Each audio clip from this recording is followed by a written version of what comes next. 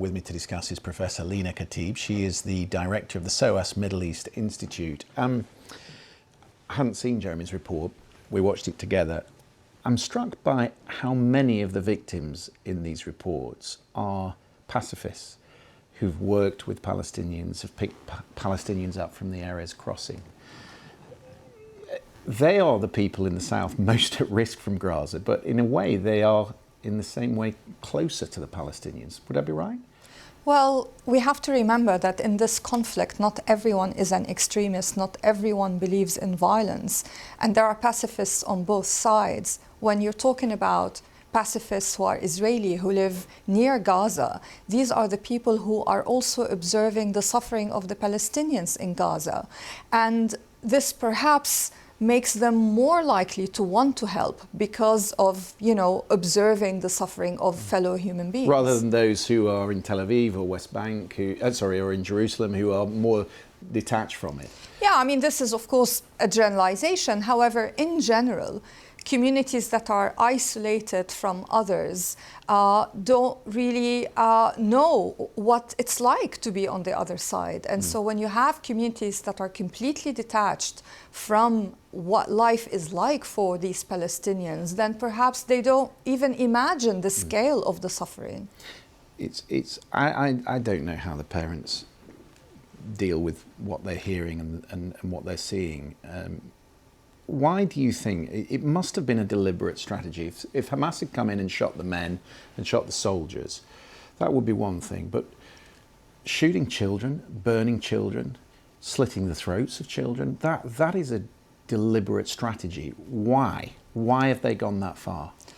I mean, the attack by Hamas is unprecedented in terms of scope, in terms of scale, in terms of ambition.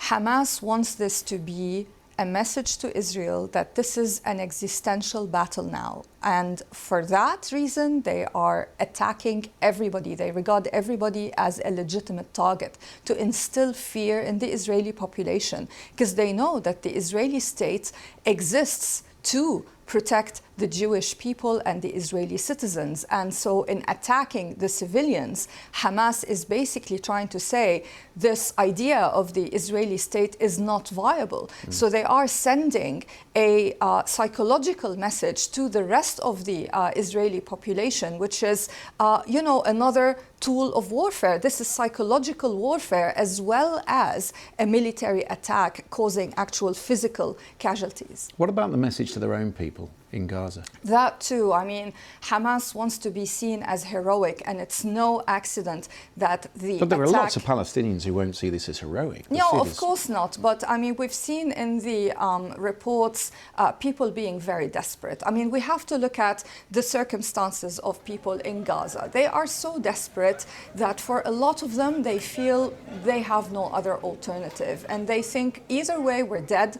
And so we might as well get behind this kind of lost battle, because what have we got to lose? It's really unfortunate. I mean, not everyone necessarily believes in Hamas's methods or Hamas as a political entity or a military entity, but for a lot of people, they are so desperate that they're just getting behind Hamas for lack of other options. Just on the wider region, because we're going to talk about that a lot this evening, this is putting enormous pressure, and it certainly will when the pictures come out of Gaza in the weeks ahead. It's putting enormous pressure on Arab governments. Yeah, and the Egyptian government. Absolutely. I mean, for Saudi Arabia, that had just until Saturday thought that its plan to go ahead with a deal with Israel, the United States, was kind of, making progress. Of course, it was talking to the Palestinian Authority about this deal to try to find some sort of solution to this conflict. Now that is stalled. And same for Egypt. President Sisi of Egypt is facing an election soon, and now he has a very complicated problem on his hands. Professor Khatib, good to see you. Thank you for coming in this evening. Lots to discuss, and we'll get into some more of that through the course of the programme. Around the world and across the UK, you're watching BBC News. Let's take a quick look at some of the other stories making news today. The waiting list for planned NHS England treatment has risen again to a new record high. More than 7.7 million people were waiting to start routine treatment at the end of August. its highest number since records began. Routine treatment ranges from hip replacements to surgery to remove cancerous tumours.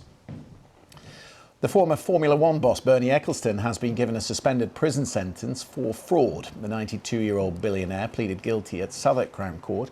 He admitted failing to declare more than £400 million held in a trust in Singapore to the UK government in July 2015. He received a sentence of 17 months suspended for 2 years. The UK economy grew by 0.2% in August, according to the latest figures. The Office for National Statistics says there was strong growth in services, which was partially offset by falls in manufacturing and construction. In contrast, some sectors fared poorly, such as arts, entertainment and recreation.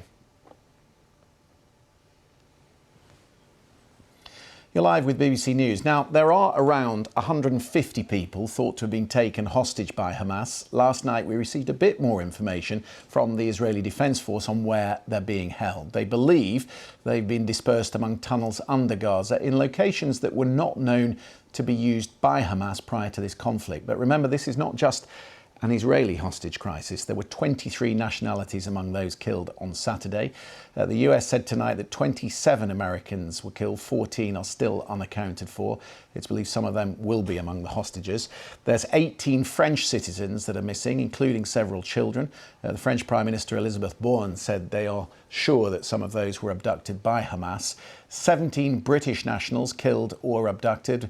We don't have a breakdown yet on the numbers that have been taken. So how do you get them out alive? That is the task of the negotiating teams. With me, a man who is an expert, Scott Walker. He's a former hostage negotiator, having resolved more than 300 cases in his career. Thank you for coming in. It's good to see you. What's the arc of a hostage crisis like this? Well, as you can imagine, in the early hours and days, there's lots of high emotion, uncertainty and confusion. So one of the early stages is to try and build an information intelligence picture, try and find out what is going on, who actually has the hostages, and try and engage in some kind of dialogue with them.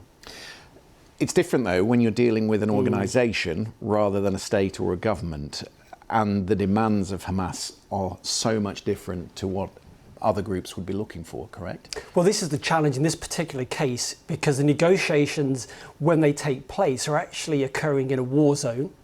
There's an extra dimension to it as well, and there are so many of them spread out across Gaza, as well as you mentioned earlier, in tunnels and basements and what have you. It seems to me that the strategy has to be keeping in the mind of the hostage takers the value of the people they're holding. How do you do that?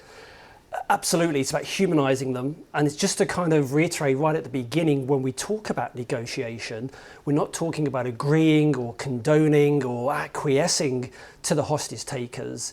It's actually just opening up some kind of dialogue to enable the safe and timely release. So in the case of Hamas, that would be, we could talk about prisoners, but what? You have to give us some proof of life, you have to give us some proof that they're being well cared for.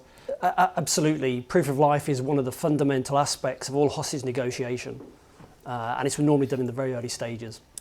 What about the complexity of this? Because as I've just described, I mean, I don't know how many hostages are in there of different nationalities, but we've pulled out 4.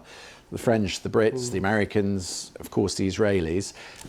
Who takes the lead? Because what you don't want to do is overcomplicate a situation like this. Well, my understanding is there is a coordination cell and situation room set up, and that will bring together the Americans through the FBI and the Brits and other nationalities who have hostages taken out there as well, to kind of coordinate the response, to try and identify and locate where the hostages are being held, and actually what the options are, including there will be options for hostage rescue perhaps as part of the incursion that is inevitable, but that obviously only increases the risk to the hostages. We're going to have to brace ourselves for the inevitable film that will come out.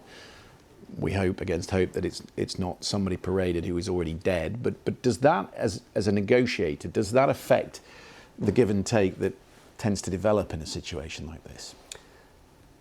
Well, it's important to remain optimistic in these, and actually, as I mentioned just now, it is about trying to humanise the lives and the people, the hostages that they've got, to actually minimise the chances as much as possible of them coming to harm. And actually, if they want some kind of prisoner exchange, they need to take care. It's their responsibility for the welfare of the hostages whilst they're in their captivity.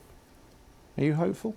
Yeah, absolutely. I think normally there's a high chance of success in hostage negotiations generally, and I think if this is handled well, I'm hopeful for a lot of them to come back. Scott, it's good to see you. Thank you for coming in.